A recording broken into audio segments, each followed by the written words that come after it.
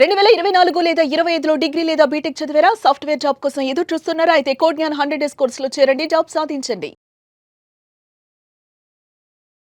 నమస్కారం, welcome to Suman TV. నేను మీ anchor సిరి. So ప్రస్తుతం మనతో పాటు ఉన్నారు హైకోర్టు అడ్వకేట్ అలగిరి రవీంద్రనాథ్ గారు. అండ్ కొత్తగా ఎవరైనా కూడా వెహికల్ తీసుకోవాలి అనుకునే వాళ్ళకి శుభవార్త అని చెప్పొచ్చు. అండ్ ఇన్ని రోజులు మనము వెహికల్ తీసుకొని రిజిస్ట్రేషన్ చేసుకోవడానికి అదొక పెద్ద ప్రాసెస్, కానీ ఇప్పుడు వెహికల్ రిజిస్ట్రేషన్ కూడా డీలర్ చేతుల మీదుగానే జరుగుతుంది అని అన్నారు. దానికి గల కారణాలు ఏంటి, ఎందుకు ఈ నిర్ణయం తీసుకున్నారు, వీటన్నిటి గురించి క్లియర్గా ఇన్ఫర్మేషన్ ఇవ్వడానికి అలగిరి రవీంద్రనాథ్ గారు ఉన్నారు. అడిగి తెలుసుకునే ప్రయత్నం చేద్దాం. నమస్కారం సార్. నమస్తే అండి సిరి గారు.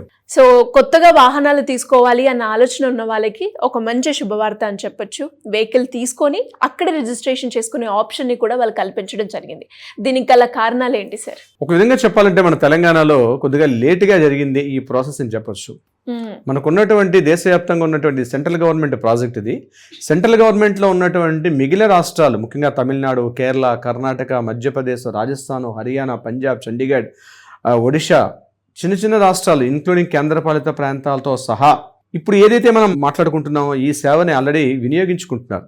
తెలంగాణలో కాస్త లేటుగా జరిగింది ప్రాసెస్ అని చెప్తాను. ఈ వాహన్, ఈ సారథి అని 2 పోర్టల్స్ ఉన్నాయి, సెంట్రల్ గవర్నమెంట్ సంబంధించిన పోర్టల్స్. ఈ వాహన్ అనే సేవ ముఖ్యంగా ఇప్పుడు మీరు చెప్పినటువంటి వాహనాల రిజిస్ట్రేషన్స్ కానీ, లేకపోతే డూప్లికేట్ ఆర్సీ తీసుకోవడం ఎలాగా, దీనికి సంబంధించిన వెహికల్ యొక్క రిజిస్ట్రేషన్ సంబంధించినంత కూడా ఈ వాహన్ అనే పోర్టల్లో అప్డేట్ చేసుకోవడం. ఈ సారథి అని చెప్పి మరొక పోర్టల్ ఉంది. ఈ సారథిలో ఏముంటుందంటే పర్సనల్గా డ్రైవింగ్ లైసెన్స్ ఎలా అప్లై చేసుకోవడం, 30 డేస్లో డ్రైవింగ్ లైసెన్స్, కొంత న్యూ డ్రైవింగ్ లైసెన్స్ రెన్యువల్ చేసుకోవడం, ఇవన్నీ కూడా ఈ సారథికి సంబంధించిన డ్రైవింగ్ లైసెన్స్ ఒకవేళ థఫ్టింగ్ అయితే ఆ కొత్తగా మళ్ళీ డూప్లికేట్ డ్రైవింగ్ లైసెన్స్ ఎలా తీసుకోవడం, అడ్రస్ చేంజెస్ చేసుకోవడం, ఇవన్నీ కూడా ఈ సారథి అనే పోర్టల్లో ఉంటాయి. ఈ వాహనంలో వెహికల్ సంబంధించినటువంటి ప్రాసెస్ అంతా కూడా ఉంటుంది. ఇప్పుడు నేను చెప్పినట్టుగా మిగిలిన రాష్ట్రాలన్నింటి కూడా ఆల్మోస్ట్ స్టార్ట్ చేశారు. తెలంగాణలో మాత్రం ఈ 2026 జనవరి, బహుశా జనవరి 8-9 తారీఖులో మనకి రవాణా శాఖ మంత్రి నుంచి కూడా అనుమతి రావడంతో బహుశా ఈ పండగ పూట కొత్త వాహనాలు తీసుకునే వాళ్ళందరూ కూడా ఒక శుభవార్త అని మీ భాషలో చెప్పొచ్చు. ఎందుకంటే రిజిస్ట్రేషన్ చేసుకోవాలి అంటే మనం వెహికల్ తీసుకున్న తర్వాత మనం ఇమీడియట్గా మనకు ఒక టీఆర్ నెంబర్ ఇస్తారు. ఆ టీఆర్ నెంబర్ తోటి మనం పెట్టుకోవడం, మళ్ళీ రిజిస్ట్రేషన్ ఆఫీస్కి వెహికల్ తీసుకువెళ్ళడం, అక్కడ స్లాట్ బుక్ చేసుకోవాలి.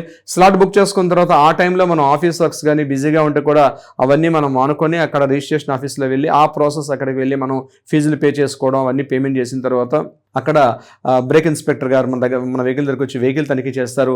వెహికల్కి ఉన్నటువంటి ఏదైతే చాసిస్ నెంబరు, ఇంజన్ నెంబర్, ఇవన్నీ క్రాస్ చెక్ చేసి ఎవ్రీథింగ్ కరెక్ట్గా ఉన్నాయనుకున్న సమయంలో మనకి ఇమీడియట్గా కూడా ఆర్సీ ఇచ్చే అవకాశం కూడా ఉంటుంది. దానికి సంబంధించి అంటే రిజిస్ట్రేషన్ సర్టిఫికేట్ కూడా మనకి రిజిస్ట్రేషన్ ఆఫీస్లో ఇస్తారు. అయితే ఇప్పటి వరకు మనం చేస్తున్నటువంటి ఈ ప్రాసెస్ ఏదైతే ఉందో, రిజిస్ట్రేషన్ ఆఫీస్లో జరుగుతున్న ప్రాసెస్ ఏదైతే ఉందో, దీని అంతటినీ కూడా ఎక్కడైతే మనం వెహికల్ పర్చేజ్ చేస్తున్నామో, అది 2 వీలర్ అయినా, కార్ అయినా, లైట్ కమర్షియల్ వెహికల్ అయినా, గుర్తుపెట్టుకోండి. ఇక్కడ కేవలం మళ్ళీ డౌట్ వస్తుంది, సార్ ఓన్లీ డొమెస్టిక్ వెహికల్స్ అయినా, కమర్షియల్ వెహికల్స్ కాదంటే లైట్ కమర్షియల్ వెహికల్స్ అంటే చిన్న చిన్న వ్యాన్స్ కానీ, మెటడర్ వ్యాన్స్ అంటాం, చిన్న చిన్న వ్యాన్స్, ట్రాలీ ఆటోస్, ఇవన్నీ కూడా డీలర్ దగ్గరే రిజిస్ట్రేషన్ అయ్యే విధంగా ఈ పోర్టల్ని అప్డేట్ చేయడం కూడా జరిగింది.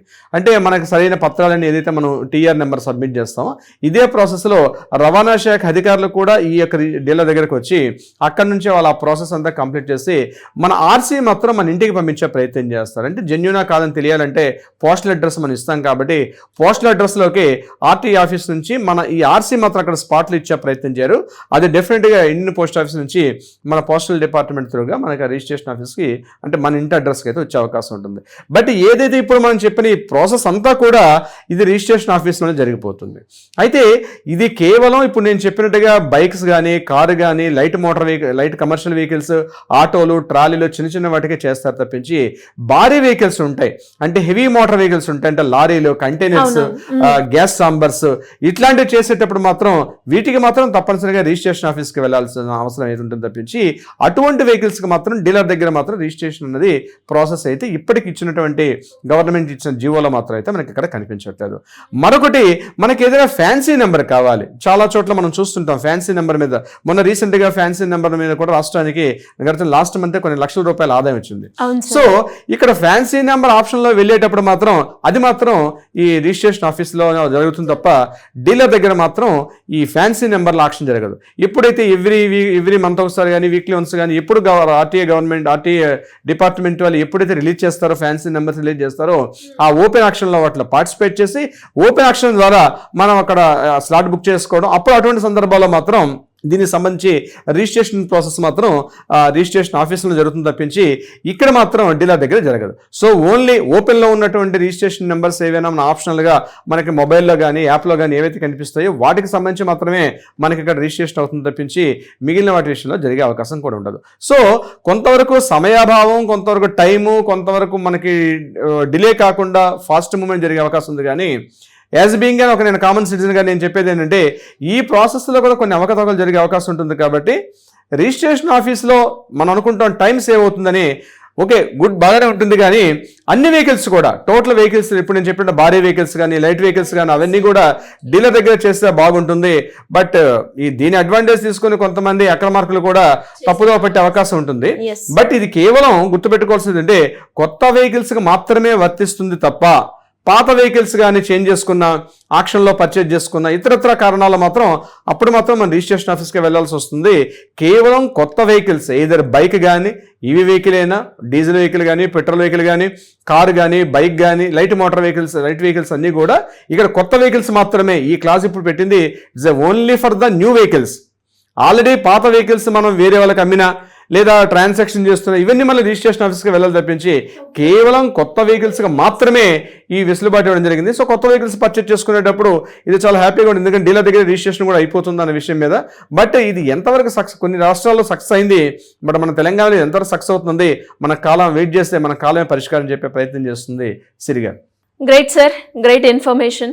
అండ్ స్టిల్ ఇంకా ఎవరికైనా కూడా లీగల్ పరంగా రకరకాల ఇష్యూస్ అయితే ఫేస్ చేస్తూ ఉంటారు. ఫ్యామిలీ పరంగా, ప్రాపర్టీ రిలేటెడ్గా ఇష్యూస్, డివోర్స్కి సంబంధించి ఇలా ఏ కేసు అయినా కూడా లీగల్ పరంగా ముందుకెళ్ళాలి అనుకునే వాళ్ళు మిమ్మల్ని అప్రోచ్ అయ్యే ఛాన్స్ ఉందంటారా సార్? తప్పనిసరిగా సిరి గారు. లీగల్గా ఎటువంటి సమస్యల్లో మీరున్నా, వాటికి సలహా సూచనలు కావాలన్నా, లేదా కోర్టులో ఏదైనా వివాదాలు ఉన్నాయి వాటి పరిష్కారం కావాలంటే కూడా కింద స్క్రోల్ అవుతున్న నెంబర్ని కాంటాక్ట్ చేయండి.